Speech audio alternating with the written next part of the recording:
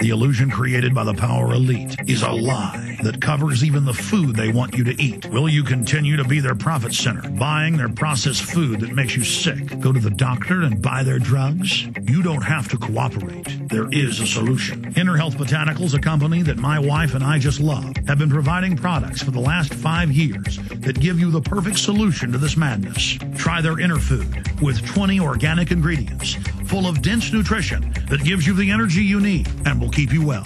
It even won the award for Best Superfood of 2009 from our friend Mike Adams, the Health Ranger. I love their NutriCafe, great organic coffee infused with herbal extracts to boost your immune system. Try all of their truly honest products that will keep you alive and healthy. Go to ENERFOOD.com or give them a call right now, 866-762-9238. Click on their banner at Infowars.com to see all the available discounts. This is Alex Jones with 5 good reasons you should consider buying a solar power generator. Number 1, new climate legislation could easily double or triple your electric bill. Number 2, our new Energy Czar wants to control how much power your electric company allows you to have. It's true.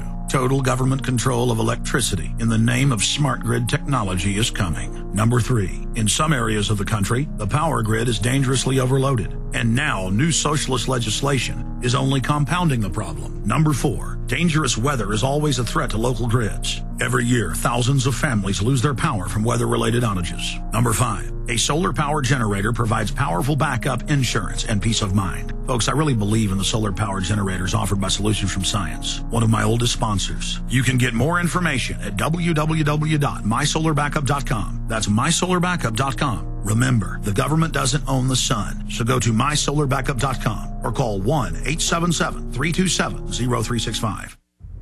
Hello, this is Alex Jones with some important questions. If you're going into a battle and they give you a rifle and a sidearm, how much ammunition do you want? My answer would be all I can get. In the battle for freedom and the lives of your loved ones, food is your only ammunition. How much do you want? When do you want it? Now or after the battle starts? When will you need it? Can you buy it without proper identification? Will there be any food? Will it make your children sick? If there's a quarantine and you can't feed yourself, will you go to the gathering center and be immunized? You wipe out all these problems if you have a good food supply. Food is your ammunition to fight for your freedom and your life. How much will you need? We don't know. How much do you want? All you can get. I'm Alex Jones. I want all of you good guys to live to fight another day. Call 1-800-409-5633 or check it out on the web at efoodsdirect.com. Again, that number, 1-800-409-5633.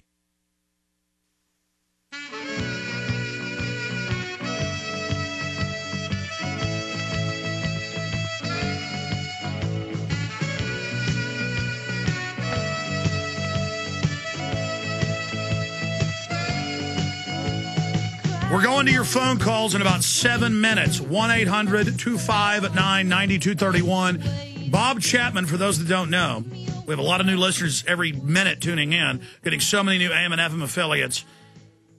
Bob helped publish and write the book None Dare Call It Conspiracy. I talked to all the old-timers, and Bob Chapman was right there fighting them the entire time for almost 50 years.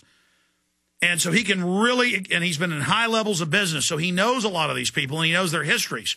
So take your time talking. I mean, Madeleine Albright's dad in Czechoslovakia, it was the famous Soviet that robbed over 1 million people. When the Nazis came, they had to run to Serbia. It came out on the news. She had all that Holocaust art in her house that was taken. That was on 60 Minutes. People noticed Holocaust famous paintings behind her. She admitted it and said, I'm keeping it, basically go to hell. Soros, of course, worked for the Nazis. Others worked for the Soviets, the Gores. I mean, they work for killer thugs. It's who they are. Then you have John Shalikashvili, the former chairman, Joint Chiefs of Staff. His dad was the head Nazi general for the Polish turncoat that worked for the Nazis in Poland. I mean, it's only a few families. And these people know how to take over governments, have coups, and that's what their global carbon tax is. So, Bob Chapman, you've got the floor. Recap your George Soros story, the global taxes, what they're doing to the third world, Arm & Hammer, all of it. Bob Chapman, tell us. Well, George Soros, as I said, had been convicted twice of stock fraud. And this is in recent times. This is not 30 or 40 years ago. And he was the one who was given the inside information in the early 1990s by the royal family that the pound was going to break away from the European currencies, and the result would be that the pound would fall in value. And so George shorted the pound and made billions and billions of dollars. These people don't make money because they're extra smart. They all have inside information, and that's a very good example of it. And in the United States today, Warren Buffett's another one. You know, he's brought around like the Grand Poobah and the all-knowing one, when in fact most of his deals are either in collaboration with the U.S. government or directly with the U.S. government. The reason that he just recently bought the railroad was to get carbon credits so that he could engage in the carbon trading. And incidentally, in Europe, they're already doing carbon trading, and they have a big scandal going on about how the carbon rates are all fixed and everybody's getting ripped off, and it'll be in tomorrow's issue of the Forecaster. But getting back to Soros, he also, and when these people die, people like Soros, their wealth is then turned over to the Illuminati. And I've seen it happen time and time again. And so they got a goodwill here. They do what they're supposed to do, and they live powerful and luxurious lives. Soros used a good part of his money to foment these revolutions in all these Eastern European countries. The Pink Revolution, the Blue Revolution, whatever they were called. And that was his money doing that. And he also has been the biggest proponent for the legal use of marijuana. He's been pushing it for some years. As far as Albright's concerned, yes, her father was a first-class crook, but you know, he's one of the families. And it was interesting that probably about 10 years ago, she just discovered that she was Jewish. And so that was no revelation because she knew from the beginning. And where did they get all of the art wealth that they had? They took it all from Jewish people. And so she and her father, just like the Gores and the Soroses and others, have gleaned this tremendous amount of wealth by doing exactly what the Illuminists want them to do, whether it's within the communist structure, the fascist structure, the socialist structure, etc. That they have their mission, they're told what to do, and they get their orders and training and information from foundations and think tanks, which are funded by these people. And so the way I envision it, they say, look, here's the syllabus, you study it, this is what you've got to do, and for that you'll get, $80 billion or whatever the figure is. And this is the way this thing works.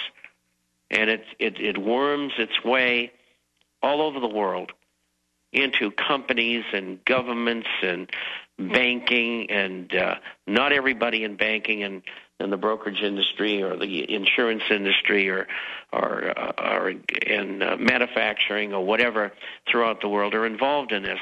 There's a lot of good people out there, and a lot of people who are invited to join groups like the Council on Foreign Relations and the Group of 30 and the Group of 300 and the Trilateral Commission and the Bilderbergers and on and on and on.